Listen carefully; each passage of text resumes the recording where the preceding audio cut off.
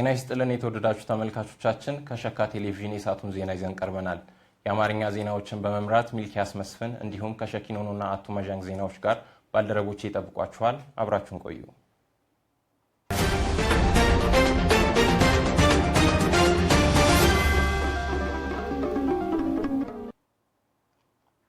ቀዳሚ ወዳደረግነው ዜና አልፋለሁ።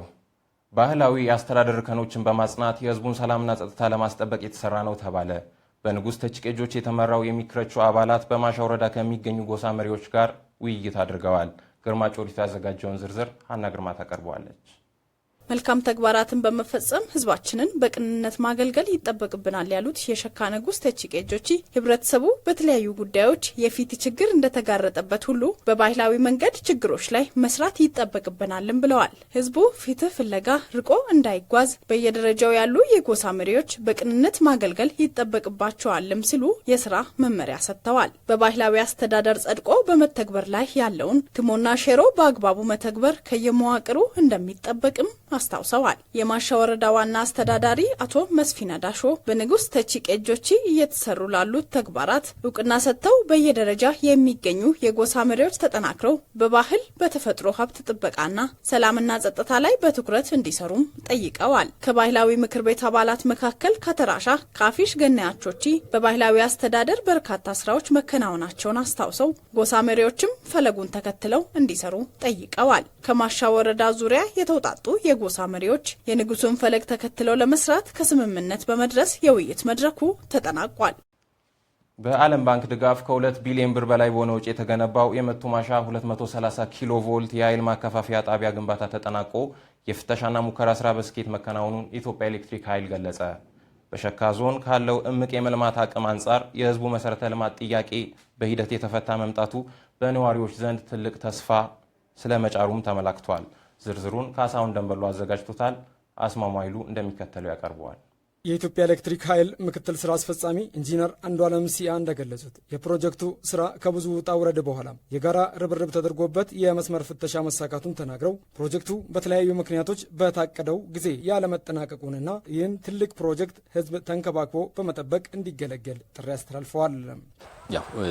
ይሄ መሰረተ ልማት እንደሌላው መሰረተ ልማት ህብረተሰቡ የኔ ብሎ ይዞት ጠብቆት የሚያስፈልገውን እንክብካቤ በማድረግ ለዘመናት የሚሻገር ለዚህ ትውልድ ብቻ ሳይሆን ቀጣይ ለሚመጣው ትውልድ ማስተላለፍ ይጠበቅብናል። ፕሮጀክቱ በአጠቃላይ ከ2 ቢሊዮን ብር በላይ ወጪ የተደረገበት ሲሆን የገንዘቡ ምንጭ ከዓለም ባንክ መሆኑንም ኢንጂነር አንዱዓለም ተናግረዋል። የህዝብ ተወካዮች ምክር ቤት አባልና የዲሞክራሲ ተቋማት ጉዳዮች ቋሚ ኮሚቴ ምክትል ሰብሳቢ አቶ አዝመራ አንደሞ ለዚህ ታላቅ ድል ለበቁት ህዝቦች እንኳን ደስ ያላችሁ ሲሉ መልእክት አስተላልፈዋል። ዛሬ ዕለት የሙከራ ስራ በተሳካ ሁኔታ ተጠናቋል። ለዚህ ህዝብ ታላቅ ብስራት ነው። እንኳን ደስ አለን፣ እንኳን ደስ አላችሁ። አካባቢው እምቅ ሀብት ያለው በመሆኑ በመሰረተ ልማት ወደ ኋላ የቀረ ቢሆንም በለውጡ መንግስት የመጣ ትሩፋት መሆኑን አስገንዝበዋል። የፕሮጀክቱን ስራ ከተፈጥሮ ሀብት ጋር ለማስማማት በተደረገው ጥናት ቢዘገይም አሁን ለዚህ ደርሰዋልና በቀጣይ ህብረተሰቡ ለኢንዱስትሪ ግብዓት በሚሆን ምርቶች ላይ ትኩረት አድርጎ እንዲሰራም ጥሪ አስተላልፈዋል።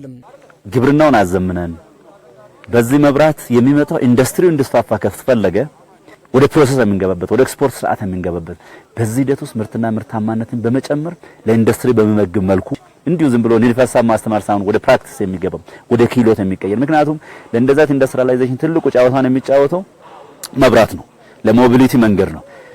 ኔትወርክ ለኮሙኒኬሽን በቂ ቴሌኮሙኒኬሽን አለ። እነዚህ ሁሉ ተደምሮ ለህዝባችን የሚያመጣው ለውጥ ትልቅ ነው። በመስመር ፍተሻና ሙከራ ስነ ስርዓት ላይ የተገኙት የሸካ ዞን ዋና አስተዳዳሪ አቶ አበበ ማሞ በኦሮሚያ መቱና ጎሬ አካባቢ እንዲሁም ደግሞ በከፋ ዞን ሳይለምና ጌሻን ጨምሮ በሸካ ዞን ማሻ ወረዳና በዙሪያ ላሉ ለህብረተሰብ ክፍሎች እንኳን ደስ ያላችሁ መልእክት አስተላልፈዋል።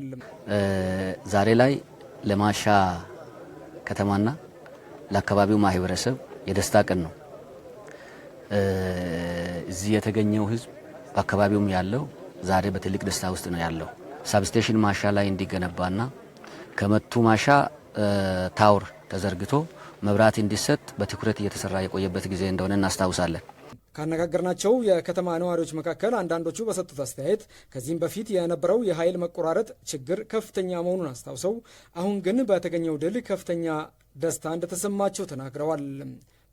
በመጨረሻም ባለፉት 7 ዓመታት በማህበራዊ ኢኮኖሚያዊና ፖለቲካዊ ዘርፎች አበረታች ውጤት መመዝገቡን የሸካ ዞን ዋና አስተዳዳሪ አቶ አበበ ማሞ ገለጹ። ዋና አስተዳዳሪው ከመጋቢት እስከ መጋቢት የዕቅድ ትግበራን አስመልክቶ መግለጫ ሰጥተዋል። በዛብህ ታደሰ ተጨማሪ አለው። የለውጡ መንግስት ባለፉት ዓመታት የነበሩ በርካታ ጉድለቶችን እያረመ በዞኑ በማህበራዊ ኢኮኖሚያዊና ፖለቲካዊ ዘርፎች ብዙ ውጤቶችን ማስመዝገቡን ነው ዋና አስተዳዳሪው ያብራሩት። ዛሬ ላይ ያሉትን ጥንካሬዎች በደንብ እያጎለበተና ድክመቶችን እያረመ ነገ ውስጥ ያሉትን ምቹ ሁኔታዎች ለመጠቀምና ስጋቶችን ደግሞ በተለየ መንገድ ለማለፍ የተዘጋጀ መንግስት ነው። ዞኑ በነባሩ ክልል ይተዳደር በነበረበት ወቅት የዞኑ ህዝብ የመንግስት አገልግሎት በቅርበት ማግኘትን ጨምሮ ፍትሐዊ የልማት ጥያቄዎች ሲጠይቅ እንደነበረ አስታውሰው አሁን ላይ የህዝቡ ራስን በራስ የማስተዳደር ጥያቄ ከተመለሰ ወዲህ ሰላምን በማረጋገጥ በርካታ ውጤት ተመዝግቧል ብለዋል። የኛ አካባቢ ቀድሞ በነበረ ጊዜያት የሰላም እጦት ነበረው። የዚህ የሰላም እጦት የፌዴራል መንግስትም የክልሉ መንግስትም በቅርበት ባደረገው ድጋፍ እንዲሁም ደግሞ የለውጡ መንግስት በክልል እንድንመሰርት በሰጠው ይሁንታ አካባቢያችን ዛሬ ላይ ሰላማዊ የመኖሪያና የስራ አካባቢ መሆን ችሏል። በኢኮኖሚ ዘርፍ አካባቢው ለሆርቲካልቸር፣ ቡና፣ ቅመማ ቅመምና እንዝርት ሰብሎች ምቹ ስነ ምህዳር እንዳለው አንስተው በዚህም 3,326,000 ኩንታል ምርት ተገኝቷል ብለዋል። ቀደም ሲል በአካባቢው ያልተለመዱና በተወሰነ ወቅት ብቻ ይመረቱ የነበሩ ምርቶች ሽፋን በፊት ከነበረበት 64 ሄክታር ወደ 800 ሄክታር በላይ ማድረስ መቻሉንም ገልጸዋል። ቀደም ሲል የቡና ግብይት ማዕከል በአካባቢው ባለመኖሩ ምክንያት ነጋዴው ለከፍተኛ ወጪና እንግልት ሲዳረግ መቆየቱን አስታውሰው ከባለፉት ዓመታት ወዲህ የቡና ግብይት ማዕከል ቴፒ ቅርንጫፍ በመጀመሩ በቅርቡ የቡና ቅምሻ ማዕከል ለመክፈት ቅድመ ዝግጅቱ ተጠናቋል ብለዋል። ዛሬ ላይ ቴፒ ላይ የቡና ቅምሻ ማዕከልም ኦልሞስት አስፈላጊ ቁሳቁስ ዝግጅት ወይም ደግሞ ቁሳቁስ ተሟልቶ ለሱ የሚሆን ቢሮ ተዘጋጅቶ ፋይናሊ ምረቃ አድርጎ ወደ ስራ መግባት ብቻ እየቀረ መሆኑን ነው የምናየው። በመሰረተ ልማት የህዝቡ የረጅም ጊዜ መልካም አስተዳደር ጥያቄዎች የነበረው ጎሬማሻ ቴፒ፣ ሚዛን ቴፒ፣ ሽሽንዳ ቴፒ አስፓልት ፕሮጀክት የአስፓልት ማንጠፍ ስራ እየተከናወነ እንደሚገኝ ተናግረዋል። ባለፉት ዓመታት የሚዲያ ተደራሽነትን ለማረጋገጥ በተሰራው ስራ የደቡብ ሬዲዮና ቴሌቪዥን ድርጅት ማሻ ቅርንጫፍና የሸካ ማህበረሰብ ሚዲያ ወደ ስራ መግባቱን አንስተዋል። በማህበራዊ ዘርፍም የለውጡ መንግስት በተከተለው መከላከልና አክሞ ማዳን የጤና ፖሊሲ መሰረት በዞኑ የሆስፒታል ቁጥር ለማሳደግ በተደረገው ርብርብ የማሻ መጀመሪያ ደረጃ ሆስፒታል ግንባታው ተጠናቆ አገልግሎት መስጠት መጀመሩን አክለዋል። የአካባቢውን እምቅ የተፈጥሮና ባህላዊ ሀብቶችን ለማሳደግ ተቋርጦ የቆየው የሸካቾ ባህላዊ አስተዳደር ወደ ቦታው መመለስ መቻሉንም ወሳኝ ዞናዊ ውጤት መሆኑን አንስተዋል። ተመልካቾቻችን በአማርኛ የያዝናቸው ዜናዎች የእስካሁኖቹ ናቸው። አሁን ደግሞ የሸኪኖ ዜናዎች የሚቀጥሉ ይሆናል። አብራችሁን ቆዩ።